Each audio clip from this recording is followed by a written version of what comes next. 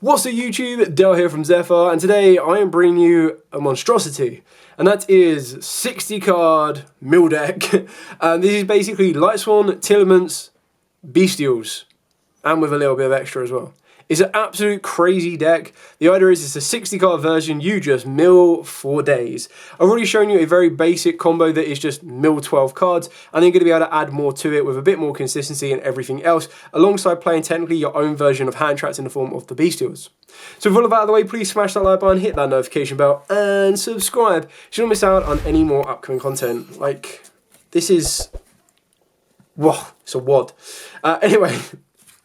I'll take you through the Lightsworns first. We're going to be playing triple Weiss, followed up by triple of the Draglin. Pretty stand on that one. Triple Wolf. In this version, I've gone with double Felice, one Raiden, and a Punishment Dragon. So all of this is pretty straightforward and simple with the technical deck and the way that it works. Obviously, Felice and Wolf are the ones you want to be sending from deck to the grave. Felice with monster effects to summon itself back as a level 4 tuner, and then Wolf just by any means necessary will summon it.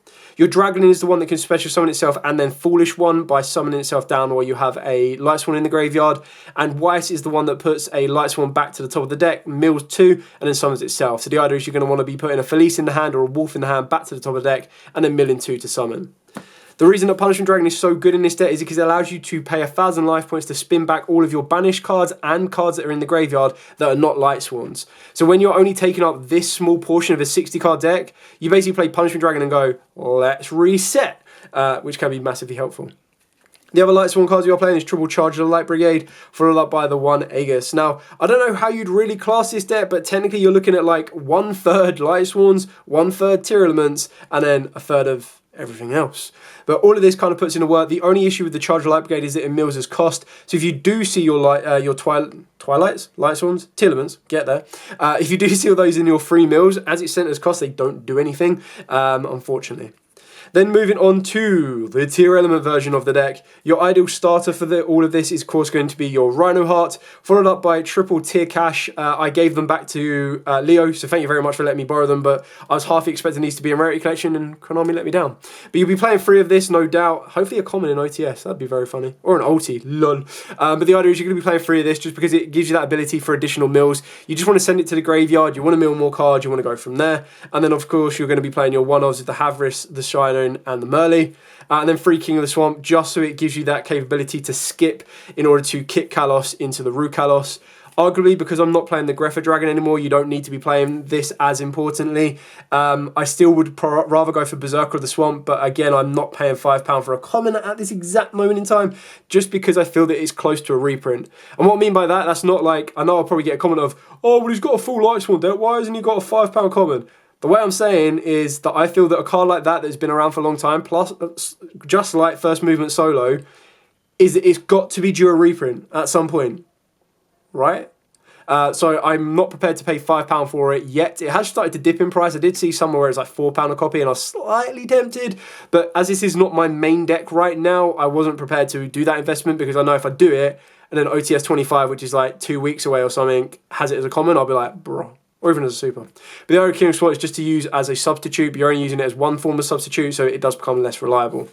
I've then still got the 1 Crime, 2 Sully at this time, and the 1 Scream. Arguably, you could play Crime at 2, and then the 2 Scream and 1 Crime. But the idea is because I'm playing the Bystials, I've got more consistent ways of being able to banish my Tear Elements, which means Crime should be a little bit more consistent. But I bet I'll always open it up, or it'll always be the first mill over Suliak. Then for the generic spells, we've got the 1 Foolish, 1 Reasoning, and the 1 Rotor. I still like the idea of Reasoning as it is technically a Foolish Burial or an Extender, so it can work out really, really nicely.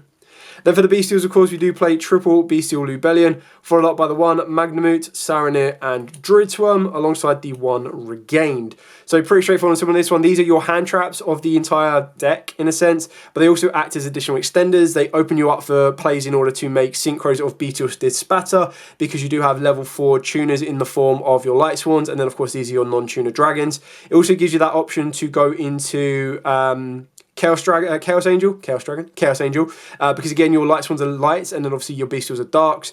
It also has a very nice interaction where Lubellion can actually tribute off your punishment dragon, which is quite funny. So there might be times where you've got a Lubellion in the graveyard, but you don't hit your dragon or get a dragon to the board. You can then Lubellion, tribute off, and go back from there.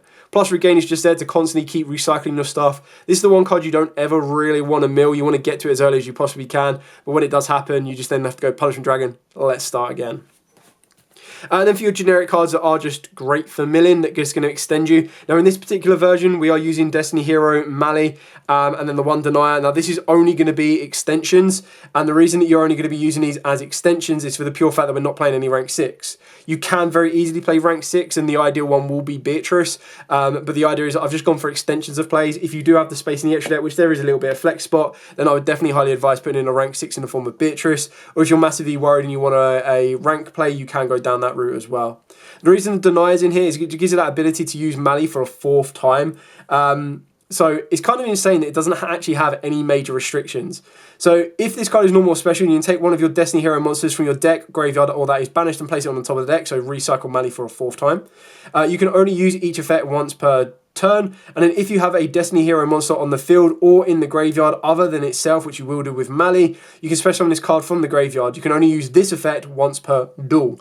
But the idea is you're basically just having 4 copies of Mali, and then Denier becomes an additional extender for you as well, which helps you get into your link monsters when you're looking at stuff like Appaloosa, as well as stuff like Cross Sheeps, SPs, as well as Sprite Sprint and IP. So. Then your other generic cards that can help you recycle, so your Medoras and your Keldos, you're going to use these as forms of disruption for your opponent, but you can also use these in ways to recycle your Lightsworn monsters as well. Trick Clown, if it's milled, happy days, free extender, helps you go into rank 4s.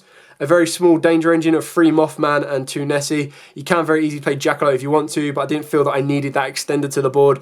I mainly wanted the Mothmans. If it does fail, I get to discard a card and choose what I need to do, and then Nessie leads me into Mothman. And then I'm playing a much buffed up Revolution engine. And the reason I'm doing this is because I'm not playing the Greffa version with the Greffa Dragon for protection. I actually want to see the Rev Dragon. And the reason you want to see the Rev Dragon is it's technically a mill 2. And then any level 4 that is not a tuner, so any of your tier monsters or any of your light swans that is not a tuner, you synchro into Michael, and then you get the ability to go into Crystal Wing, which protects you from Nibiru. So the idea is you're going to set yourself up with that form of protection before going too far. And then you're just basically able to continue all your mills. You maintain your normal summon in some scenarios, and that's what you really want to do with this deck, is you want to maintain your normal summon where at all possible, because that's where stuff like your Weiss and your Dragling come into play in order to make that happen, basically.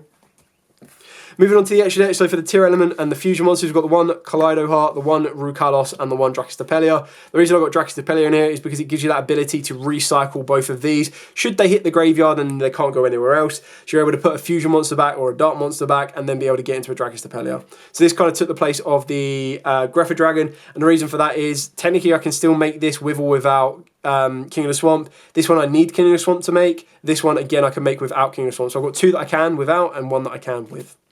Then for the XYZs, I've got the one Minerva and the one Vampire, so just mill 3, mill 4.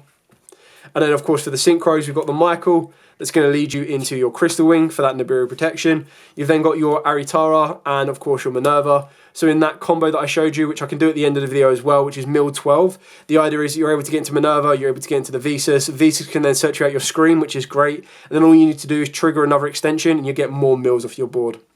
And then, of course, we've got the one Dispatter and the Chaos Angels as your level 10. So Chaos Angel is incredibly powerful because you're going to be able to make it with lights and darks, protecting all of your Synchros and all of your monsters from not being able to be destroyed by battle. And obviously, Dispatter gives you that recycle capability as well as the negation as well. And then, of course, for the links, we've got the one Cross Sheep, the SP Little Knight, the IP Masquerena, the Sprint that I couldn't bloody find, and then the Appaloosa. And the idea for Sprint is it's your only way that you can control to send a Merly from deck to the grave. And this was suggested to me in my previous profile, and I completely overlooked it. And I was like, okay, you're right, and I am playing more Link 2s now in the form of IP and Cross Sheep. So it's like once you've used Cross Sheep and brought that monster back, you just use Cross Sheep and that monster to go into the Sprint. Sprint would then send Merly, and then Merly will allow you to trigger whenever you want to the monster you need to. Now, obviously, the idea is if you've already milled your Merly, you don't go into your Sprint, but that is why it's a take it or leave it kind of option, where it still gives you that option to kind of give you that outright mill if you need to, and the outright fusion that you might need to for stuff like Kaleido Heart or, of course, your Rukalos if you have the right materials in the graveyard. And that, ladies and gentlemen, is pretty much it for the 60 card Monstrosity. And the reason I call it a Monstrosity is it's 60 cards and all it wants to do is mill. So what I'll do now is I'll show you the combo that basically allows you to maintain your normal summon and then any of your additional like mills that you're going to get. So we'll start off with Weiss and we'll start off with either Wolf or Felice. Doesn't make much of a difference which one, but the idea is you're maintaining your normal summon. That's what you need to keep in mind. So you're going to go through the Weiss. The Weiss will put Wolf back to the top of the deck and then you'll mill one card. So I'm just going to use these as blank mills because I'm not going to allow it to dictate the end of the board that I'm going to show you as I zoom out, because then I feel that that would then make the deck unrealistic. Like I'm showing you what you can do at the base minimum. If all of your mills are whiffs, then you still have plays to make. So you still maintain your normal summon and everything else, but the idea is you've got these two together, you're going to synchro these two together, and you're going to go into the brand new Minerva, which is just cracked beyond belief. You're then going to be able to use Minerva's effect, which is going to allow you to send 2 from deck to the grave, and you want to make sure that they're going with different types. So you're going to be able to send a Draglin and a Felice. Not a Felice, sorry, a Weiss. So you're going to send both of these. Your Draglin will trigger to get you a Punishment Dragon, so you're deck thinning 1 already, plus you're still going to have your remaining 3 cards in the hand. And the idea behind that is your Weiss is going to summon back your Draglin. The Draglin will then trigger to send you your Felice from deck to grave, which will then trigger and then summon itself back. So what you've kind of done here is you've only milled, technically you've control milled 4, I suppose is the right terminology for that. But you've control milled 4, you've searched out your Punishment Dragon. And then what you want to do here is you're going to want to synchro these two together, and this is going to allow you to get into your Visas. Now in this particular version, you're going to be able to go that little bit further because your Visas can now trigger to search you out your, wherever it may be, your Scream. Now of course you can search out Saliak if you wanted to, as long as it lists Visas Starfrost, you're able to search it out. So you're going to search out your Scream.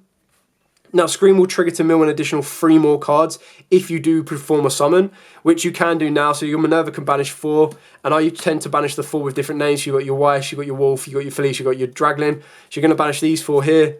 You're going to mill 4 more cards, so just to randomised, like, just blankness. Obviously, if any of these become an extender, you would then summon it to the board and then you'd trigger off the Scream to mill 3 more cards. But again, I'm trying to show you the base minimum. If you wanted to with the base minimum, you could very easily summon down your Punishment Dragon. This can then trigger the Scream, so 1, 2, 3. Apologies for the different sleeve on that one, but we'll go with it. 1, 2, 3. So you've milled 3 more cards as well. And then you've got the ability, if you want to, you can overlay any of these. You can keep any of them on the board, but overlay both of these. This then goes into a Zombie Vampire. This can then detach, put the Minerva in the grave. You're going to mill 4 more.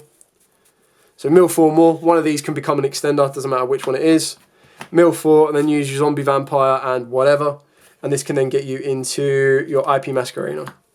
So keep in mind, you've done all of these mills. So all of these mills can become anything, additional extenders, what you need to. Plus you'll still have 3 more cards in the hand that can still be your normal summon of Rhino Heart. These can still be the normal summon of a Raiden to get you more additional mills. Like, it's not the perfect combo, but what I'm trying to show you in a video, and I'm trying to do this with more of my videos as well, is to show you a very basic combo that the deck can provide, so that when you are picking up these decks, if you do want to net deck it and test it, or you want to know exactly what it can do, you're seeing what it can do.